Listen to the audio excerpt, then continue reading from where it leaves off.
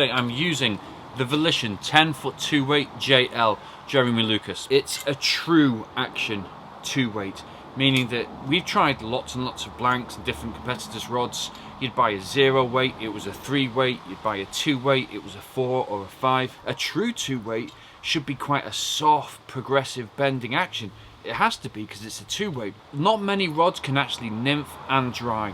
To be a true dry fly rod, the rod has to bend so deeply in order to throw that light line, but when it recovers, it needs to snap shut and stay there. Most nymphing rods, when they try and throw an overhead cast, they recoil like a tuning fork. They go bing, and you get those squiggles in the line. And those squiggles in the line land, they're putting slack all down the line. Now the finished models have an unsanded blank. What that means is when it comes out of the oven, it's not planed, it's not sanded to remove all those imperfections. It has to come out of the oven perfect as is. When you sand a blank, you're actually removing material. After sanding, normally it gets painted and then varnished. And what that does for me is it wraps the blank in another layer, sort of suffocating it a little bit, tightening it up.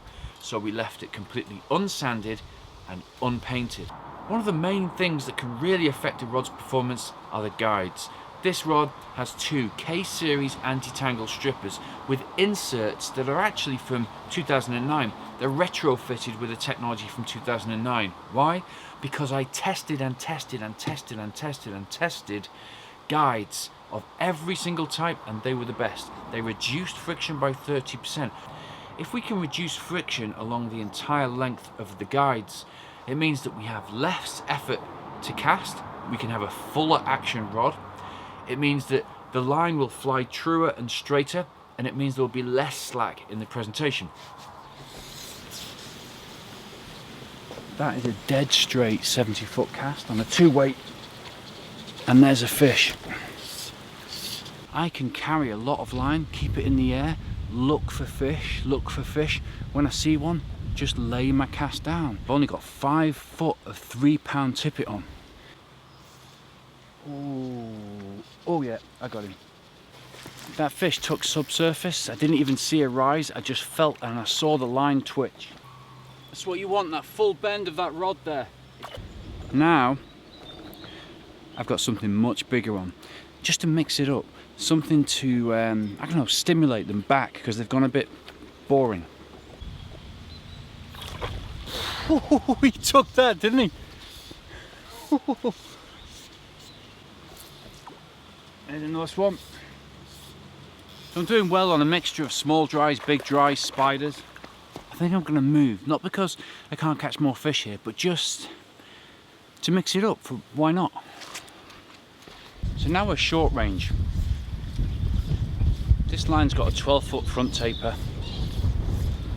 Technically at this range you shouldn't be able to load the rod, but because the rod's so soft and that lead has turned over perfectly straight as a die, as long as I'm fishing with the wind in the correct direction, there's no need to put a dirty, horrible shot boat tapered leader on. And there we go. Oh mate, the animals have gone mental. Big long pickup. No vibration in that long cast, and that beautiful turnover at 40-50 foot on a glass calm. Oh, a fish is looking at it. Go on, twitch it. It's almost a magic trick to get a rod that's 10 foot long and is a true 2-weight to cast that far, even into a breeze, and to lay the line out perfectly straight.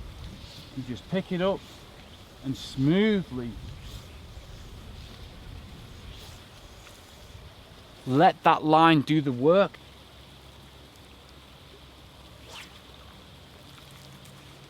It's feeling that deep bend and watching that beautiful smooth loop of line flying through the air.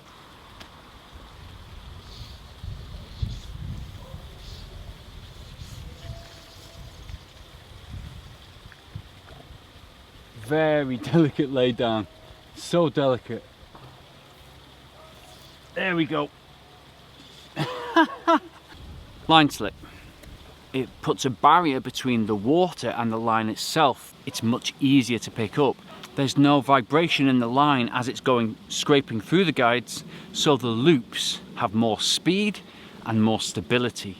More speed, more stability equals more accuracy. More accuracy means that the leader turns out straighter, the fly lands further, there's less slack, you catch the fish. You just take a little bit in your hand like this and just rub it on the line, the entire length of.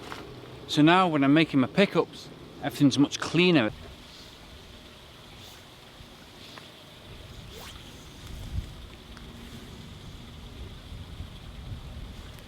There we go.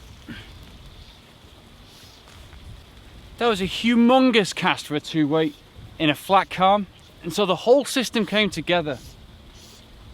The line, the rod, the line slick, the tippet, everything for a reason. Oh, he took it. He took it and I pulled out of it.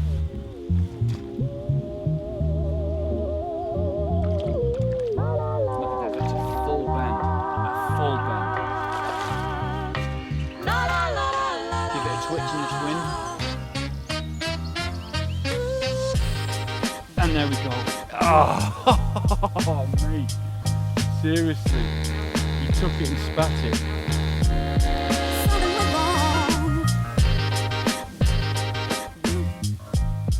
Very delicate. That's a 40-foot cast, 45. Oh, this glass calm.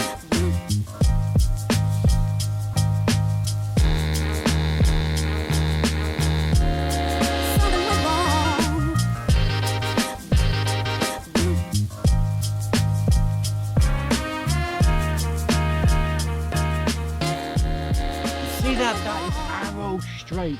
That's a 45-foot cast, dead straight. There's no vibration in the rod because it's a full curve. I'll be perfectly. Oh, and I'm talking. I'm too excited about the rod to catch the fish. Fish is looking at it. Go on, twitch it, twitch it. People think that soft rods you have to be very. Oh. We'll come back. Yeah, we'll come back. We'll come. Yeah. I was gonna say that you don't have to be baby soft rods around. You can stick big casts like that. You've got to know what you're doing, but this will cast a very long way.